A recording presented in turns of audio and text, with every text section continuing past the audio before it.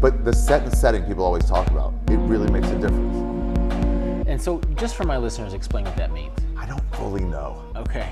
I hear about it constantly, but I think it means like, I don't know if it means set and setting, but in real words, no translate, but in real word, the whole phrase means be careful who you're with and what your situation is. So you don't want to do it on a roof with no balcony, because you're with no railing, because you're constantly being scared.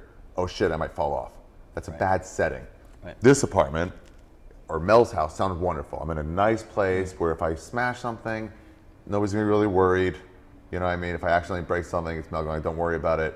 And you're with a friend who's a friend.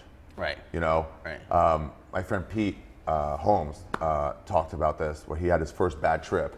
And he goes, he was with a girl he kind of liked, but hadn't done anything with, and a guy he knew, but not that well. So he's trying to sort of, still in that I'm trying to impress you mode. And you're not fully at ease. It's interesting how at first I thought, oh, it's too bad Ari can't be here for this. Or, yeah, I think I said in the podcast, we should get Tim Ferriss. We should do mushrooms with Tim Ferriss. And I'm glad that I didn't do it with either one of you guys. Because you would have been the authority, and I would have filtered everything I was experiencing through you. And same thing with Tim. And there even may have been sort of a nervousness, like I would have been afraid to do something wrong, sort of thing, you know? Yeah, and you always be looking at that guy, looking at you. That's why one of my friends are like, we don't do mushrooms, we're sober, we'll just do them with you and watch you guys. I'm like, no one on mushrooms needs someone watching them. Laughing, like, they're going through that. And in their head, they're probably like, I remember doing mushrooms, how funny that is. But in your head, you're like, what? Am I doing something wrong? Why are you looking at me? Why are you laughing at me? And it's just not, it's counterintuitive to what you think. And this is why when I was recently, I think I was listening to the Tim Ferriss, Michael Pollan interview, and they were talking about having guides for psychedelic experiences. And maybe it wasn't specific to mushrooms. I was just thinking, I wouldn't have wanted my first one to be guided. No. The fact that I was with another noob, a dear friend, in a contained space, it was just perfect. Tim was a little worried when I was like, I'm getting you to do mushrooms. And he talks it really more analytical and treatment-wise than I do, for sure. Yeah. And he's like, I'm not sure about that. And I want to be like, Tim, I get it, but fucking calm down.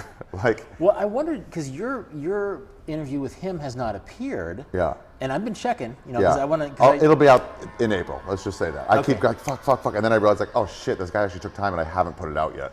So about the same time that this probably drops, Ari's interview with Tim. And it's interesting because I know both of you guys, and so I keep checking to see when it'll appear.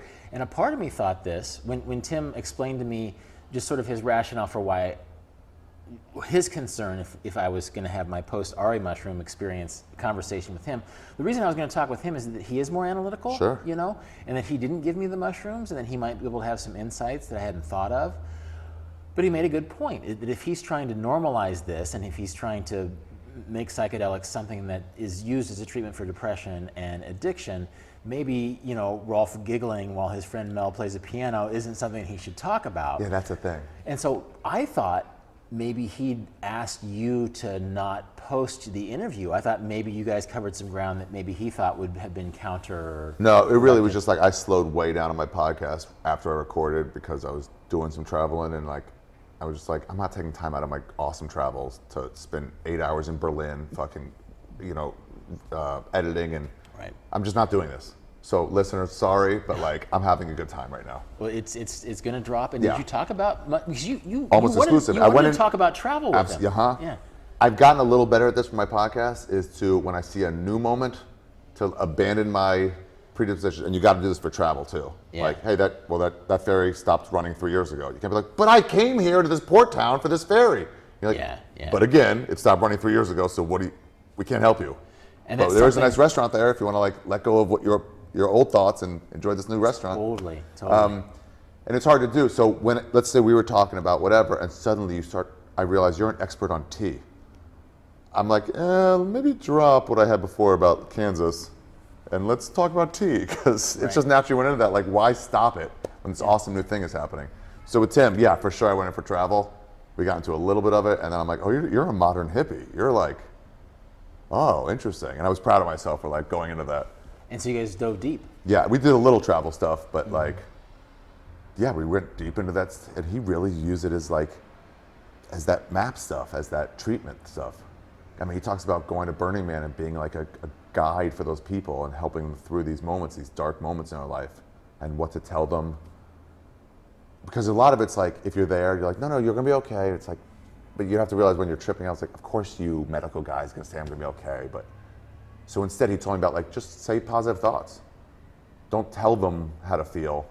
Okay. But just tell them like, man, sure is nice weather out here. They're like, yeah, it is. Yeah, maybe you're not trying to control me actually. It is nice weather. And then you start talking about weather, and then now they're not thinking about somebody holding them down in a gurney. Right. And now they're thinking about, you just get out of that way of thinking.